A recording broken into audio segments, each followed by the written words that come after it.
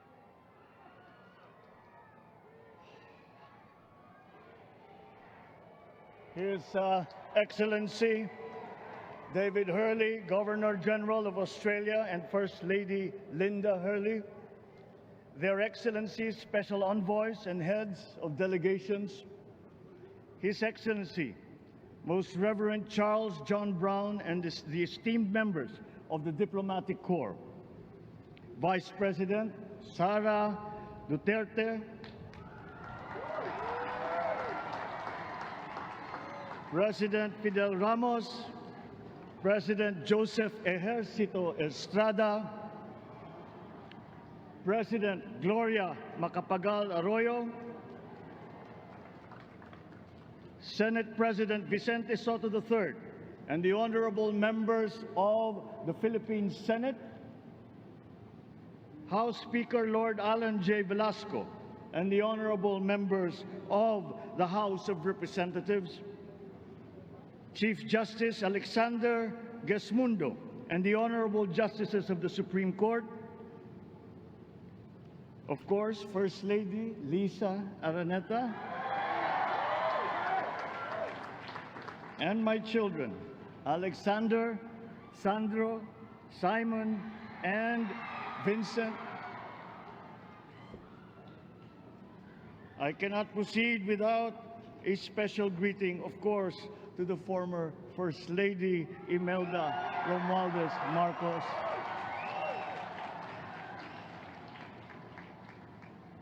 Other distinguished guests, ladies and gentlemen, my friends, ang aking minamahal na mga kababayan, magandang tanghali po sa inyong lahat. This is a historic moment for us all. I feel it deep within me. You, the people, have spoken, and it is resounding. When my call for unity started to resonate with you, it did so because it echoed your yearnings, mirrored your sentiments, and expressed your hopes for family, for country, and for a better future. That is why it reverberated and amplified as it did, to deliver the biggest electoral mandate in the history of Philippine democracy.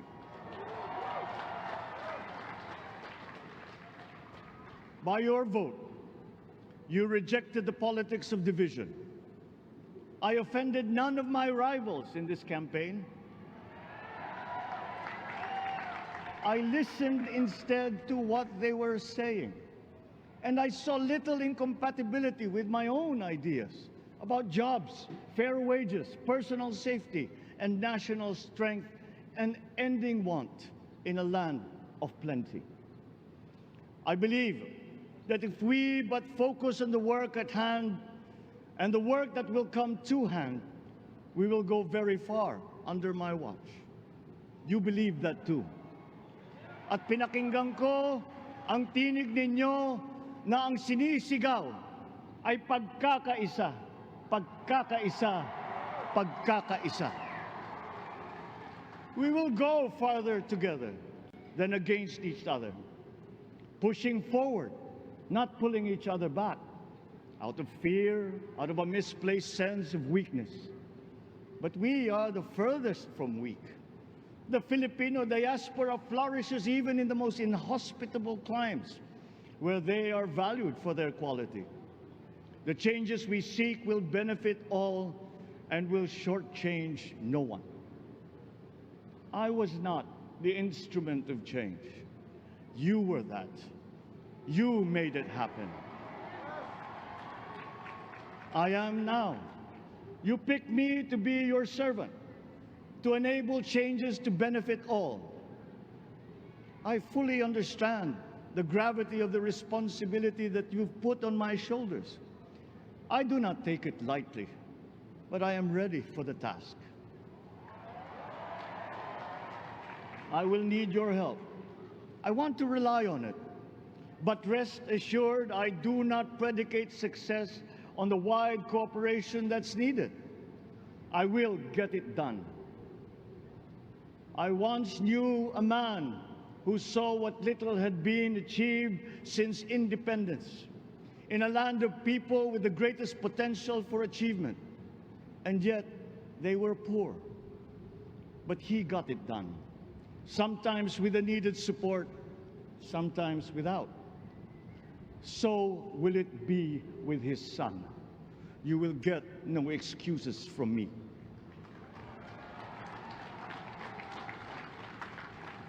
I am here not to talk about the past. I am here to tell you about our future.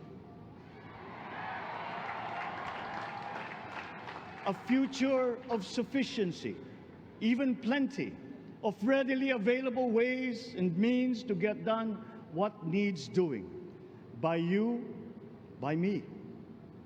We do not look back, but ahead, up the road that we must take to a place better than the one we lost in the pandemic. Gains made and lost, opportunities missed, well-laid plans superseded by the pandemic. Indeed, ours was the fastest growing economy in ASEAN by ways now outdated. We shall be again by a radical change in the way the world must now work to recover what we have lost in that fire and move on from there. We face prospects of the spread of the war abroad, of which we are totally blameless. We seek friendship with all. But countries like ours will bear the brunt of it. And if the great powers draw the wrong lessons from the ongoing tragedy in Ukraine, the same dark prospect of conflict will spread to our part of the world. Yet, there is more out there. Like going forward by new ways of doing that the pandemic forces to adopt. A stronger resilience, quicker adaptability. They are our best prevention. They are our best protection. Quiet reflection in a rough and tumble campaign of a breadth and intensity never experienced revealed some of them, such as the willingness to listen despite the noise, the hesitation to quarrel over differences, and to never, ever give up hope of reconciliation. These gave me the peace to ponder deeper. There are hints of a road not taken that could get us out of here quicker, to something better, something less fragile. There is also what you, the people, did to cope, but this time empowered by new techniques and more resources. You got by, getting some of what you needed with a massive government help, and for this I thank my predecessor for the courage of his hard decisions. But there is a way to put more means and choices in your hands. I trust the Filipino. Imagine how much more you'd achieve if government backstops instead of dictating your decisions. Always there to pick you up when you fall, giving what you need to get past a problem. Imagine if it invested in your self-empowerment to bring it closer to taking on whatever challenges come. Imagine a country that, in almost every sense, is you. Now imagine what you and government can achieve together. We did it in the pandemic. We will do it again. But again, I will not predicate my promise to you on your cooperation. You have your own lives to live, your work to do, and there too I will help. Government will get as much done alone without requiring more from you. That is what government and public officials are for. No excuses, just deliver. It was like that once upon a time.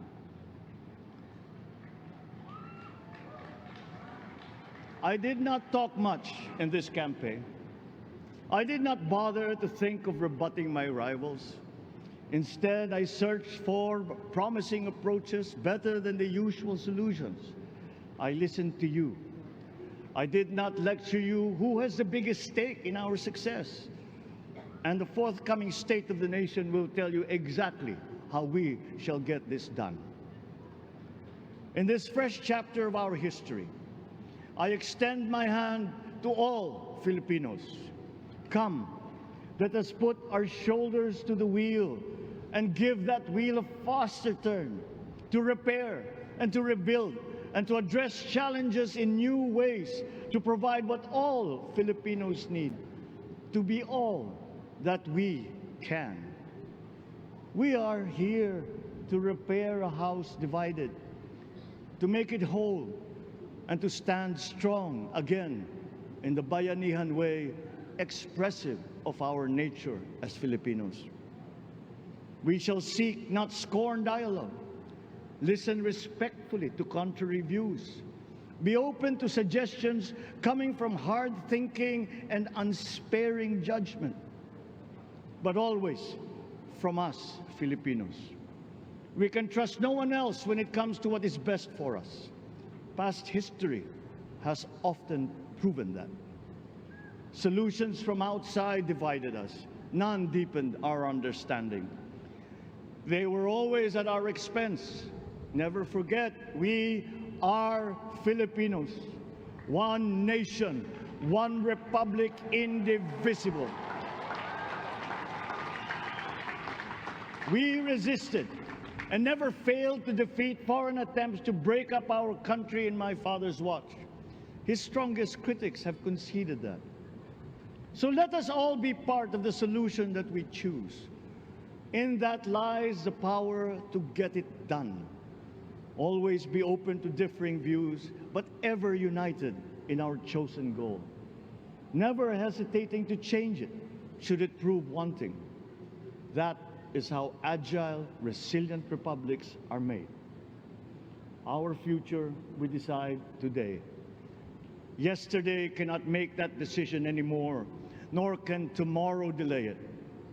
The sooner we start, the surer and quicker the prospect of achieving our future. These are troubling times. What's happening to others can happen to us, but it will not. We see what's happening. We are witness to how it is being stopped, and we have seen the glory that crowns struggle against all odds. Giving up is not an option. We've been through times of bitter division, but united, we came through to this when it shall begin again, but better. The campaigns I've run have taken me here where I stand today. I listened to you, and this is what I have heard. We all want peace in our land. You and your children want a good chance at a better life in a safer, more prosperous country. All that is within reach of a hard-working, warm, and giving race. Your dreams are mine. Pangarap nyo ay pangarap ko. How can we make them come true? How can we do it together? But I will take it as far as anyone with the same faith and commitment can, as if it depended entirely on himself. Sa pangarap na maging mapayapa ang ating bansa, ang pangarap nyo ay pangarap ko. Sa pangarap na maging maunlad ang ating bansa, ang pangarap nyo ay pangarap ko. At sa pangarap na maging mas masinang ang kinabukasan natin at ng ating mga anak, ang pangarap nyo ay pangarap ko. We are presently drawing up a comprehensive, all-inclusive plan for economic transformation. We will build back better by doing things in the light of the experiences that we have had, both good and bad. It doesn't matter. No looking back in anger or nostalgia. In the road ahead, the immediate months will be rough, but I will walk that road with you. The pandemic ravaged bigger economies than ours. The virus is not the only thing to blame. What had been well built was torn down. we will build it back better. The role of agriculture cries for the urgent attention that its neglect and misdirection now demands. Food self-sufficiency has been the key promise of every administration. None but one delivered. There were inherent defects in the old ways and in recent ways too. The trade policy of competitive advantage made the case that when it comes to food sufficiency, a country should not produce but import what other countries make more of and sell cheapest. Then came Ukraine. The most vulnerable when it comes to food are the countries furthest away from the conflict, those bearing no blame for provoking it. Yet they face the biggest risk of starvation. If financial aid is poured into them, though it never is, there is nothing to buy. Food is not just a trade commodity. Without it, people weaken and die. Societies come apart. It is more than a livelihood. It is an existential imperative and a moral one. An agriculture damaged and diminished by unfair competition will have a harder time or will have no prospects at all of recovering. Food sufficiency must get the preferential treatment the richest free trade countries always gave their agricultural sectors. Their policy boils down to don't do as we do. Do what we tell you to. I am giving that policy the most serious thought if it doesn't change or make more allowances for emergencies with long-term effects. There is a parallel problem in our energy supply. Sufficient fossil fuel-free technology for whole economies has yet to be invented. And it is not seriously tried by rich countries. Again, consider the response of the richest countries to the war in Ukraine. But surely, a free world awash with oil can assure supplies. Or we will find a way. We are not far from oil and gas reserves that have already been developed. What we teach in our schools, the materials used must be rethought. I am not talking about history. I am talking about the basics, the sciences, sharpening theoretical aptitude and imparting vocational skills, such as in the German example, alongside the national language with equal emphasis and facility in a global language, which we had and lost. Let us give OFWs all the advantages we can for them to survive and to thrive. Our teachers from elementary up are heroes fighting ignorance with poor paper weapons. We are condemning the future of our race to menial occupations abroad. Then they are exploited by traffickers. Once we had an education system that prepared coming generations for more and better jobs. There is hope for a comeback. Vice President and soon-to-be Secretary of Education, Sara Duterte Carpio, will fit that mission to a T. We won't be caught unprepared, under-equipped, and understaffed to fight the next pandemic. To start with, we never got over the pandemic of poor, if any, free public health. The last major upgrade of a public health system, exemplified by the resources poured into PGH, predates the current shambles by 3 generations. Our nurses are the best in the world. They acquitted themselves with the highest distinction abroad, having suffered even the highest casualties. With the same exemplary dedication, at home, they just got by. They are out there because we cannot pay them for the same risk and workload that we have back here. There will be changes starting tomorrow. I am confident because I have an OPLEC in my cabinet.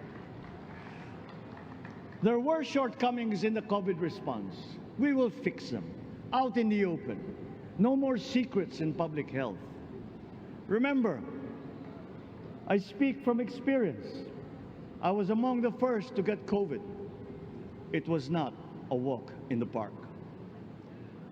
My father built more and better roads, produced more rice than all administrations before his. President Rodrigo Roa Duterte built more and better than all the administrations succeeding my father's.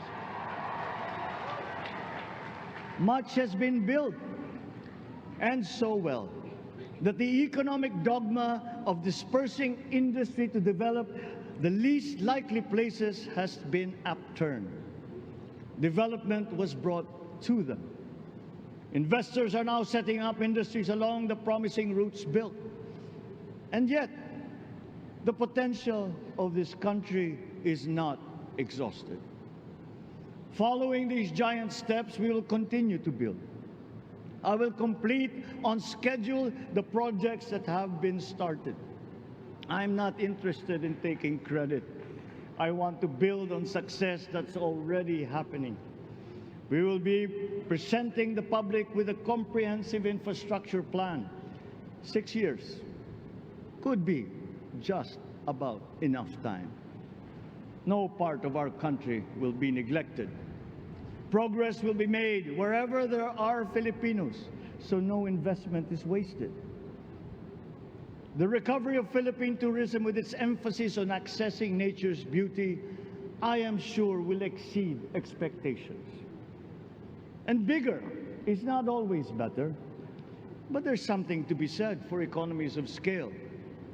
And yet the country invites investments in fast-rising industries with quick returns and inflicts irreparable damage for future generations. We have yet to see large-scale practical solutions to pollution, though some are beginning to emerge. But there are tried and proven new ways of mitigation. Blades have been turning over the sand dunes of Ilocos Norte, harnessing a power all around but unseen long before this day. I built them. The rich world talks a great deal but does a lot less about it than those with much less, but who suffer more death and destruction from climate change and lack of adaptation. We will look to our partners and friends to help the Philippines, who, despite having a very small carbon footprint, is at the highest risk. First, spare victims, then help them recover, and move on to lessen the harmful impact of climate change. We too have our part to play. We are the third biggest plastics polluter in the world, but we won't shirk from that responsibility. We will clean up. You will not be disappointed, so do not be afraid. With every difficult decision that I must make, I will keep foremost in my heart and in my mind the debt of gratitude I owe you for the honor and responsibility that you have conferred on me. Whatever is in a person to make changes for the better of others, I lay before you now in my commitment. I will try to spare you.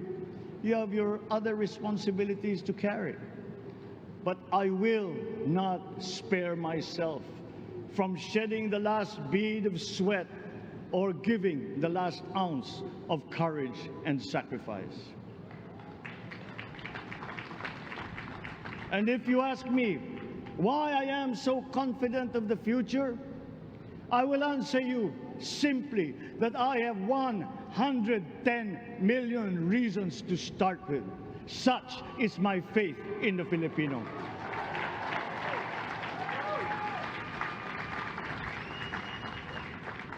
Believe, have hope. The sun also rises like it did today and as it will tomorrow. And as surely as that, we will achieve the country all Filipinos deserve. God bless the Philippines. God bless our work. Maraming salamat po sa inyong lahat. Mabuhay ang Pilipinas. Magandang tanghali po.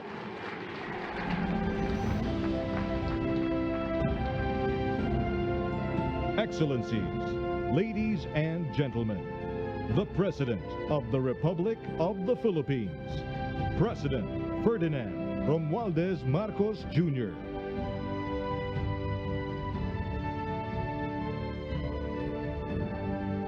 We will now have a photo opportunity with President Ferdinand Romualdez Marcos Jr.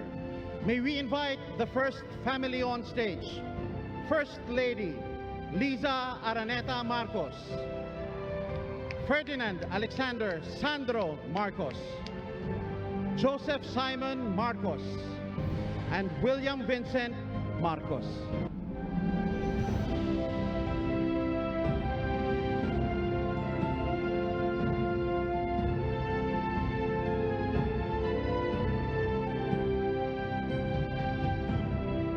May we now request Vice President Sara Duterte to join the first family.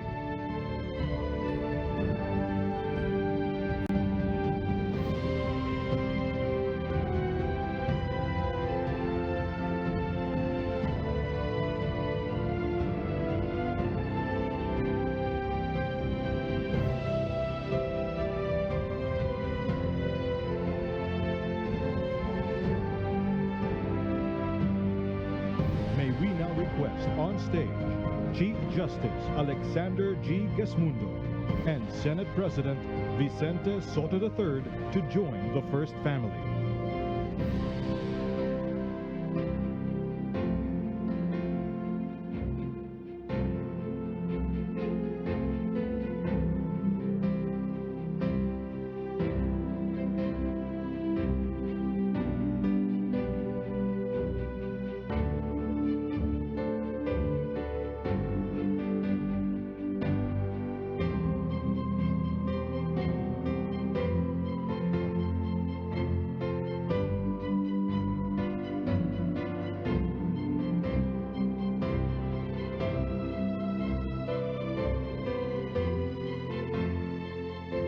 May we now request Madam Imelda R. Marcos, Senator Amy Marcos, and Ms. Irene Marcos Araneta to join the first family.